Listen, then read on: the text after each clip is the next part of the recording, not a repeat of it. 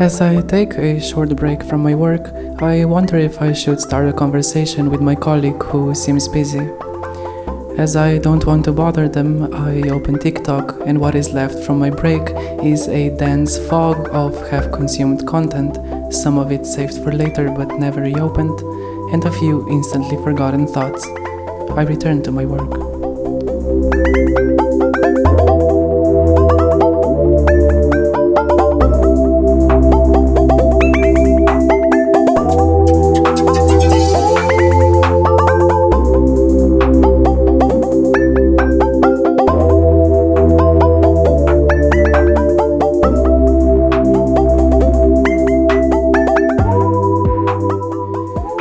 Brainrot first surfaced online in late 2023 as a jokingly derogatory term for our mostly short-form content dictated online consumption habits, a description of how endless scrolling through mindless user-generated low-effort quality and value content affects our cognitive abilities.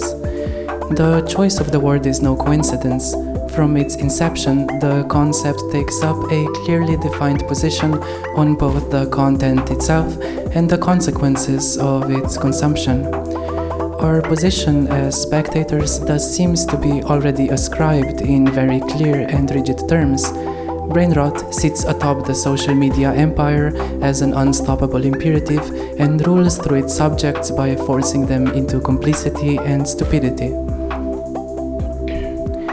In 2024, the term was selected as the Word of the Year by Oxford University Press, promoting these implications of the word into an evergreen moral panic of the youth's media consumption. But, as we have seen, the meaning of the word is not solely tied to its ramifications, but increasingly delineates the content producing the effect itself. A loose label for short-form content that the consumers view as something with little to no meaning and, at its core, unproductive. We argue that brainrot should be studied with care, as we cannot reduce it to merely a genre of content. Rather, it operates as a perceptual texture of a new cultural regime that has been slowly and emergently forming for the last 3 decades. Sprouting from, and in turn, shaping the infrastructures of algorithmic recommendation, content streaming, and automated reproduction. What appears today as an outbreak of AI-generated slop is only the visible froth of a much older process. In giving a name to the experience of overstimulation and ironic self-awareness characteristics of digital life, it ends up denoting the entire algorithmic economy that produced such experience.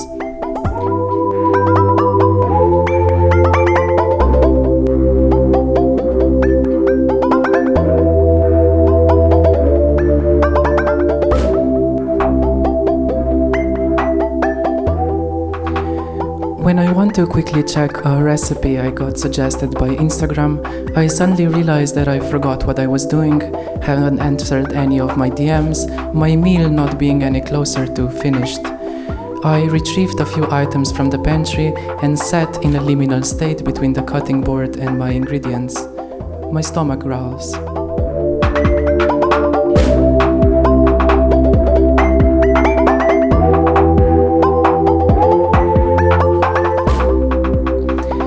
In trying to delineate a new cultural phenomenon, especially one brought about by rapid technological development, there is a strong urge to theorize it into binaries. Either this particular piece of culture and the technology that produced it are a qualitative break in our understanding of humanity, or, on the other hand, these developments actually do not change the current capital and power dynamics at all. We are indeed not trying to understand brainrot from either of these perspectives, as we feel the truth lies somewhere in between. Although the title of this essay definitely positions it closer to the second understanding, as nothing in fact ever happens, we should think of brainrot as a long-standing cultural process that has only now been able to express itself in a wildly visible form, concretely through the centralization of peripheral media by algorithmic propagation. The answer is thus both. The deployment of relatively marginal and quickly disregarded long-lived cultural practices on a never-before-seen scale with utmost efficiency. As Mark Fisher argued, recent technologies only change the way culture is being consumed and distributed, production staying more or less untouched. And I quote, "Needless to say, it is not that technology has ceased developing. What has happened, however, is that technology has been decalibrated from cultural form. The present moment might in fact be best characterized by a discrepancy between the onward march of technology and the stalling, stagnation and retardation of culture." End of quote.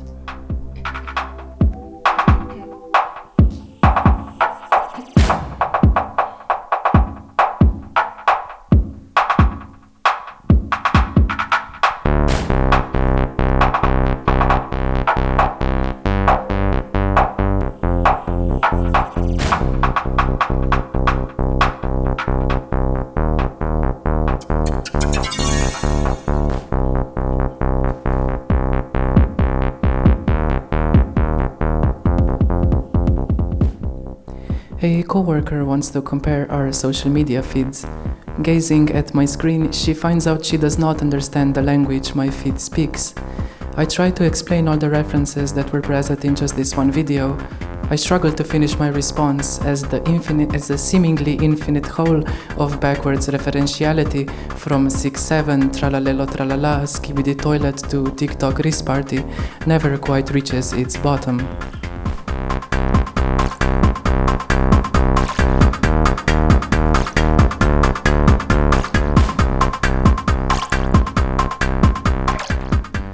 Formally, Brainrotted describes media practices that flourish in the dismissal of representational meaning, as they don't demand interpretation or follow any semblance of narrative coherence.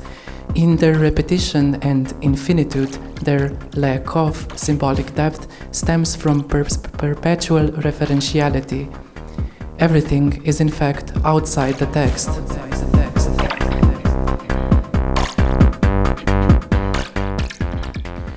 The clearest example of this is the invention of new online discourse. As 𝗯𝗵𝗱 illustrates, new words are a way to capture human attention, produced by algorithmic retention incentives. They might sound new and their meaning is always changing, but deep down their function never shifts. While the words low canyonly and low-cur canyonly have the same meaning, one is adding implicit humor and referentiality. Human language has always been rapidly and constantly changing. We have just never before seen it on such an enormous scale. This plays well into 𝗧𝗵𝗲 conceptualization of database animalization, new user-generated content being a remix of already established one.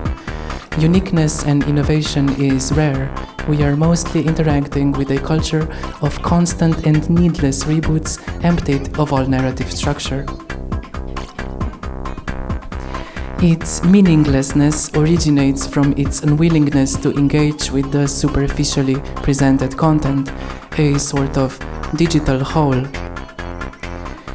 Brainrotted simultaneously sinks space, physically in cloud storage and metaphorically in the viewer's mind, and time, countless hours of scrolling that farm engagement. If we extend our digital whole argument in relation to meaning, and I quote, "The matter isn't inside the whole, it would be absurd to say it was. Nobody wants to say that wholes are inside themselves. The matter surrounds the whole." End of quote. Even more, the whole is both material and a part of the object's complementary topology. Meaning thus being extracted from what the media object is not referencing or what discourse it is not invoking. To push the metaphor even further, as Ester-Poloni and Sasha Grozdano point out, one of the perspectives that tie together black boxes and black holes is in how black hole photographs or operational images, and I quote, "exemplify how observation can be constitutive of the phenomena observed, how the viewer positioned outside the black box or beyond the event horizon nevertheless becomes part of the system that gives rise to meaning." End of quote. Even if we are positioned outside of the digital whole, our agency, understanding, and contextuality is determined by our viewing angle. But Peter, what about the concrete definition? Oh, Stewie. Concretely, brain rot is the cycle of propagation and consumption of short-form vertical video content engineered for maximizing engagement and screen time. Pushed by social media platforms like TikTok, Instagram Reels, YouTube Shorts, and beginning to branch out into other lucrative media sectors like the porn industry or sports betting. Why does it work so well? Brain rot is media tailored to our shortened average attention spans of 8 seconds, highly personalized, effective, engaging, and mobile-oriented. It is the feeling of casually picking up your phone and suddenly realizing that 20 minutes had passed while the consumed content is nothing but a memory splatter of colors and sound bites, the only tangible trace being the overflowing virtual inboxes of your acquaintances. What about its look? It relies on looping mostly derivative visuals and sped-up, remixed audio that blends into an absurd layering of stimulus and references, edging the cultural model of the database closer and closer to its absolute algorithmic optimization.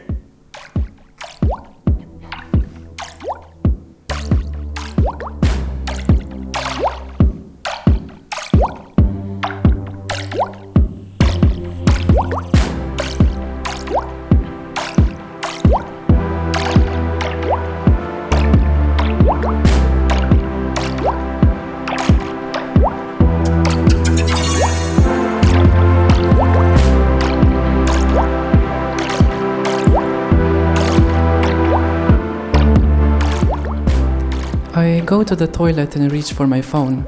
My YouTube Shorts algorithm seems to be broken, as it is devoid of any recently watched history.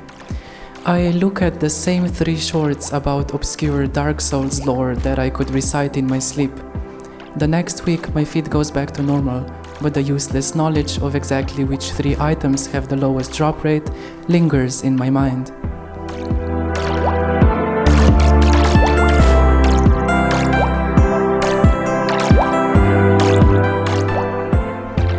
The term peripheral in this context is doing a lot of work, as it ties both to secondary devices like keyboards and computer mice and the off-center positioning of something.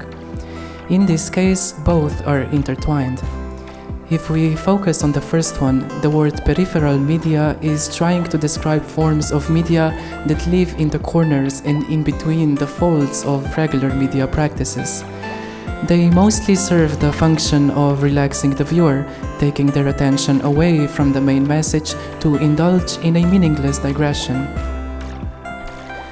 The second meaning signifies how these media practices can be quickly ignored or dismissed, as they do not take up a central position, adding no meaning to the media form they latch onto. This does not mean they don't serve a function or exist without a cause, as nevertheless, and I quote, "The public is an examiner, but an absent-minded one." End of quote. If we take a look at a few examples, we could see how a contorted drawing of a cat besides a medieval scripture could provide a source of entertainment to the reader or transcriber of the text. Even without conceding to the condemnation of decoration, we can classify architectural ornament in the same way, functioning as an attention sink or symbolic pointer, but serving no essential function otherwise.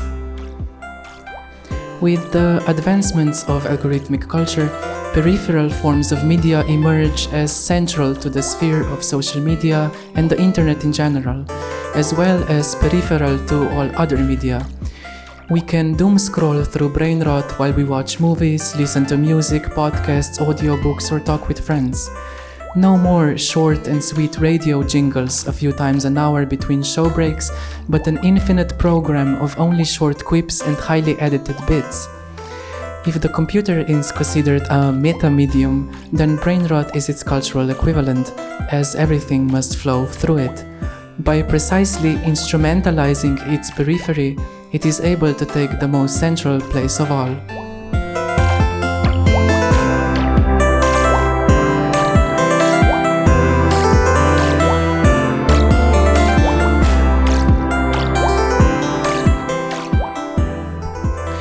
I have a younger brother that is only now beginning to understand how the world is structured. He is prohibited to attach to any screens. Most he is allowed to do is watch cartoons, a lenient grandma thus being his greatest ally. I often wonder how he will interact with technology when he gets older. Will he be ever able to tell if an image is artificially generated? Does he know that some cartoons he loves to watch on YouTube are low-effort slop? I guess the only truly important thing is that the red fire truck jumps farther than the green race car.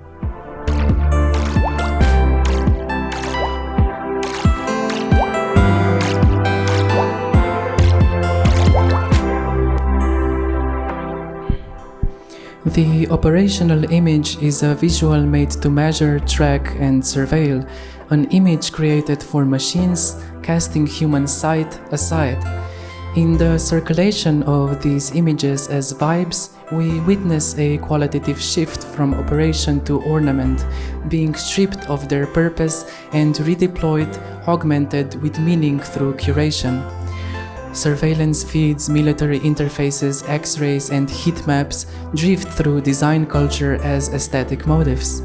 Their cold efficiency, our tasteful ambience, their oppressive control, our carefully curated style.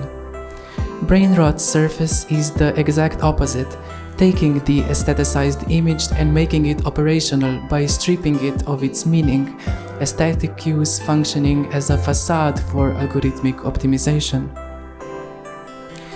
If CCTV camera footage with no inherent meaning to produce is mostly writing over itself and is addressed only when necessary, it can become an aesthetic precisely because of its impersonal and impractical connotations. Brainrot reverses this cultural process when it takes well-known cultural IPs and strips them from their original meaning and context, remixing them into an image whose only purpose is to be efficiently produced by one machine and propagated by another. Furthermore, ornaments and peripheral media are the exact zone of conversion between the two. Operational images are seen as ornaments when humans encounter them, while Brainrot turns ornaments back into an operational surface while recentering it.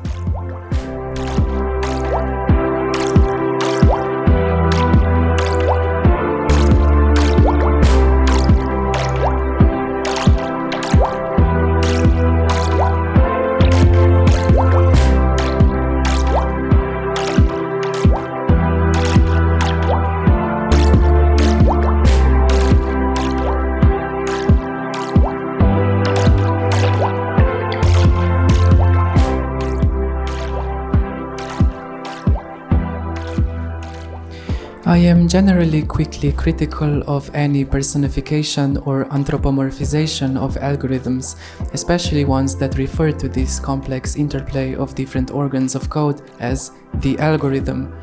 I do, though, sometimes catch myself playfully thinking of my feed as something that I take care for. If someone says their SoundCloud recommendation page is shit, I silently think, that's because you don't love it enough. Even unformed feeds are reflections of reality. Some people just don't put in the time as they have better things to do. I wonder, is there a shelter for abandoned feeds?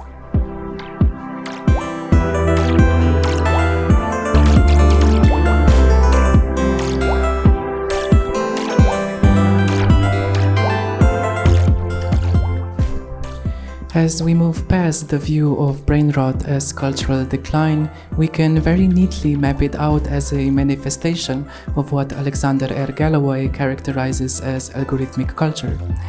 It is not defined in what it produces or how it appears, but rather in how it operates and structures its cultural output through an interface as a productive zone. Algorithmic culture, a paradigm tied directly to technological advances, is defined by the infrastructure that it relies on. Brainrot is a direct product of modern social media's platform physics, an emergent cultural form that is produced and given legitimacy through infrastructural design. The interaction of statistical accounting, such as likes, shares, saves, reposts, and regalia, like verifications or followers. It is far from random. It it is a direct aftermath of a media environment that rewards engagement, growth, and virality. Not entirely dissimilar, games are also a clear example of culture that runs on code and rules being organized by executable procedures like inputs, states, and protocols.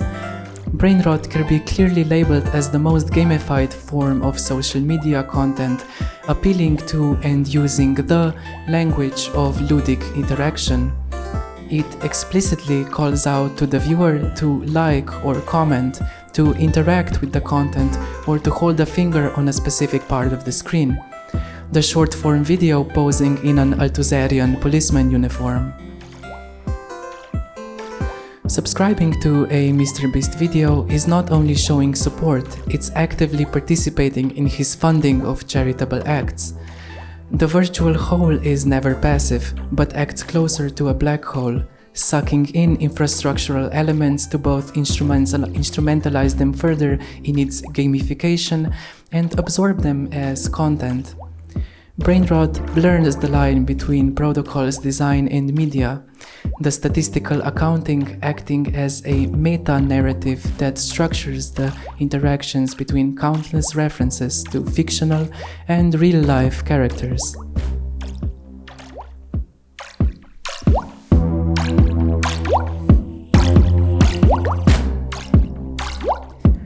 You have to like the reel, or the singing chicken nugget will never be able to save Minecraft, Alex. You must share this short if you think LeBron James will be able to make a blind free throw and not disappoint his son Bronny. Please comment if you would like to receive this recipe for low-calorie, air-fryer, macro-friendly vegan shawarma.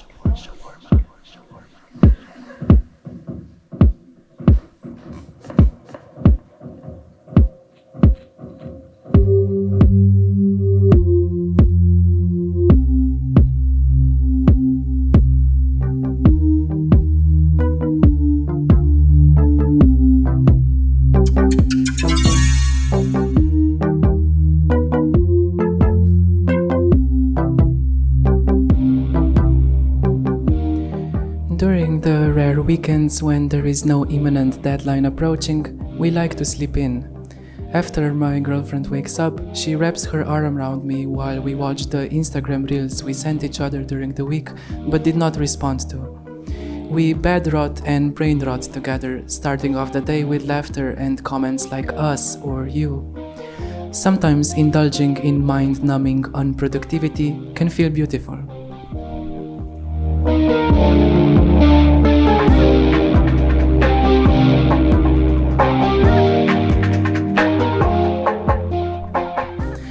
As the name algorithmic culture suggests, algorithms are the material that shapes and dictates today's cultural production.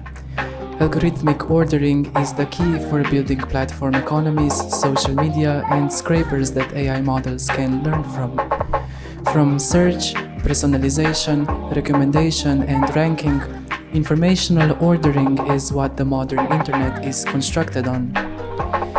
These dynamic ordering operations represent informational abstraction and shape visibility, relevance, and institutions. As the powerful tools they are, their use case is not limited to one approach, as one dataset can yield profoundly different outcomes based on the parameters we use. Instead of a wrench that only tightens bolts in one way, these algorithms represent a vast assortment of hardware that can tackle almost any statistical problem it comes across. The question being asked each time is just how we want our end product to function in regards to the user. This is important because it shows us the different perspectives of analyzing user data can generate infinite results. On the other hand, advanced sorting and recommendation can get to know and predict someone's taste on an inhuman level, maxing out interest and connection to a piece of media. Brainrot did thus not just appear but slowly emerge through technological processes that could generate unlimited exceptionally relevant content. It achieves this by probing the user with different content to see which one sparks the most effective response. The fact being that anger spreads quicker over social networks than joy. Be rage-baited or log off. The model of software as service is the pinnacle of today's platform economies that rely on lifting certain parts of a service. Why not make an app that acts as a mediator between two other systems if that can produce even more profit? Software is not prone to monopolization, but instead, giant corporations are investing in each other, producing a feedback loop that only accelerated by their merging into each other's stacks. Brainrot embodies this logic on a cultural level.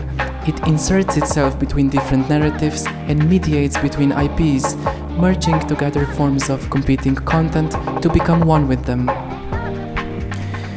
If 𝗧𝗵𝗘 produces new abstractions and opens up places for even more mediation, Brainrot is the slimy cultural substance that can absorb anything and fit between the cracks. Brainrot is a fractal that modulates on different layers and works recursively, how 𝗏𝗏 described new media. At the same time, Brainrot is also the prime example of lift's negation, drag. In other words, when humans try to embed themselves in these highly lifted processes, their cumbersome human form generates traction that the 𝗧𝗵𝗘 system can use to generate even more services, even more engagement.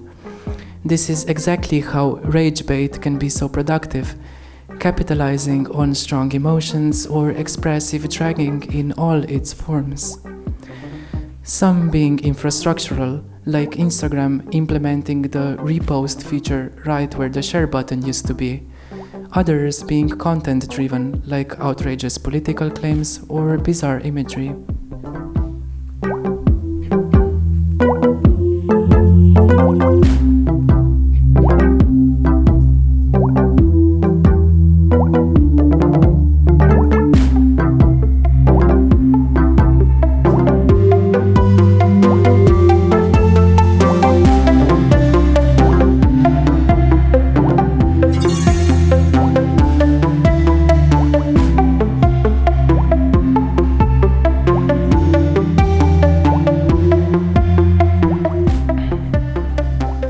Sometimes, if I have to work at home and I'm really unmotivated, the only way to do it is to request the help of an app that locks me out of my feeds. The pull of the digital hole being so great that I often catch myself checking if the timer ran out. When I finally earn my 5-minute break, it doesn't feel as good as I was convinced it would. Being over in a blink, I wonder why I was even looking forward to it. After I finish my work, I go to bed. I can't sleep and scroll for 2 hours regardless.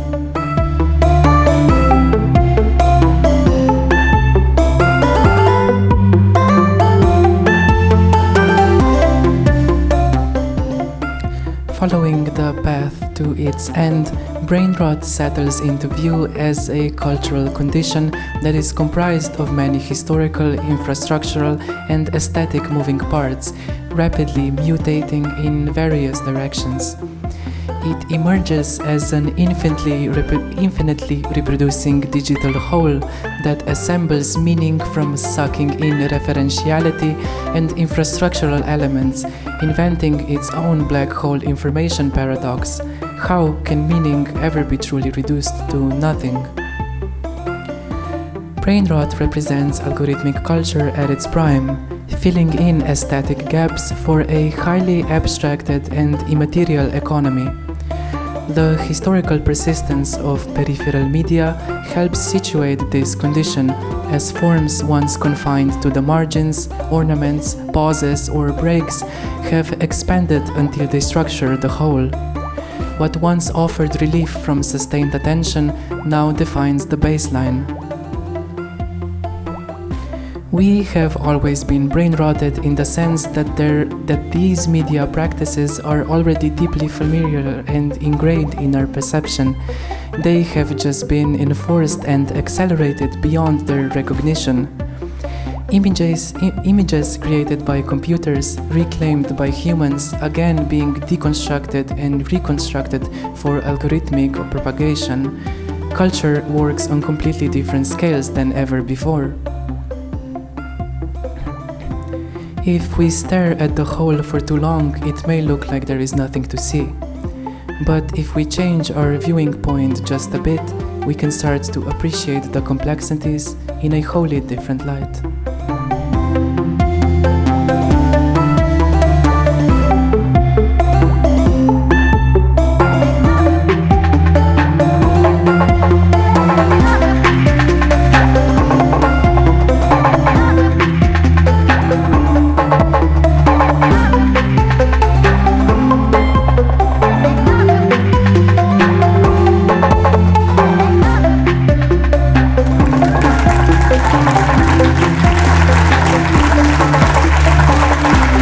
SYNTH, Tisa Troha.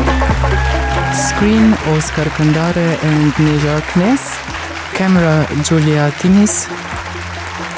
Desktop, Jordi Viader Guerrero.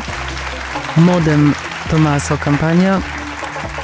Voice, Lea Sande.